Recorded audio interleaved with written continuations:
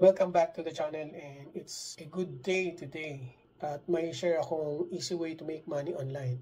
Meron ka bang spare room o di kaya extra space na hindi mo na ginagamit? Kasi pwede mo itong gamiting money making machine. Baka ito na yung pwedeng magbayad ng dream vacation mo. Or gusto mo lang kumita ng extra. Best part of it, hindi mo kailangang maging milyonaryo or may mansyon para mag-start.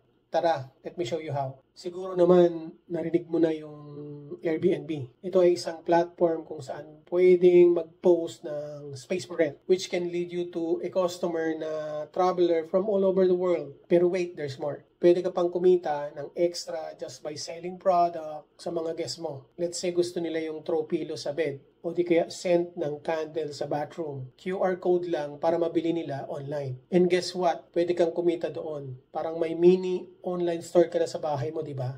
Alam ko kung anong iniisip mo. Paano ba mag-start? Don't worry, super easy yan. Una, mag-sign up lang sa Airbnb. Tapos, gumawa ka ng listing with nice photo at isang magandang description. I-highlight mo na rin yung magandang view or location sa paligid. Pwede rin yung homemade breakfast mo, di ba? But before we go further, consider natin yung local laws and regulations dito sa Pinas. May mga lugar kasi dito na kailangan ng permits for short-term rentals. So make sure complete tayo doon. Ayaw naman nating i-surprise visit tayo ng authorities, di ba? May cost involved syempre, like furnitures, amenities gamit sa space. Pero trust me, sulit yung return. Pwede ka naman mag-start small, tapos mag-upgrade ka na lang later. No pressure. What is important is ilist muna natin yung space mo sa Airbnb platform.